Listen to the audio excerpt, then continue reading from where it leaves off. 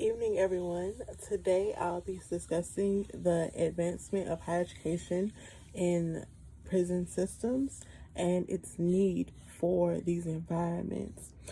Because there is a dire need for education in prison systems, there is a lack and a issue that is creating higher recidivism when individuals are getting out of prison because there isn't a bridge to assist them with their implementation or change into society.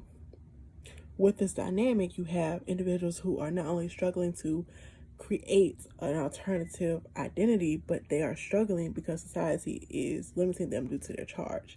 However, if higher education is introduced into these environments, it is possible to bridge the gap and allow individuals to not only be successful outside of the prison, but not to go back.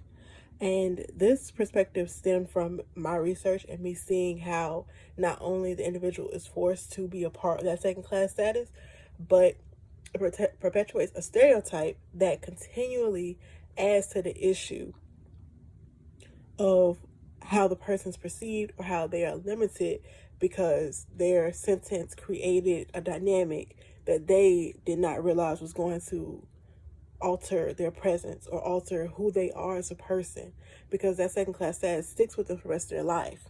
So in essence, you have people who may have committed the crime or did not commit the crime and still had to deal with that stigma on their backs. And most scholars, like Michelle Alexander in the New Jim Crow, she explains how this is perception is what damages African American families primarily because it presents a negative stigmatization and it eliminates their chances to actually advance in the U.S. Unlike the U.S., other countries have assisted in allowing individuals to seal their records completely and erase their records so they can actually have a better chance in society. You have some individuals who are still incarcerated who are receiving their college degrees throughout the United States, but in 11 states, there are still a lack of these programs because it isn't enough budgeting and funding. Some people disagree with the idea of having higher education in these environments because not only is higher education a opposing view and a controversial debate, but it's because there's a lack of funding.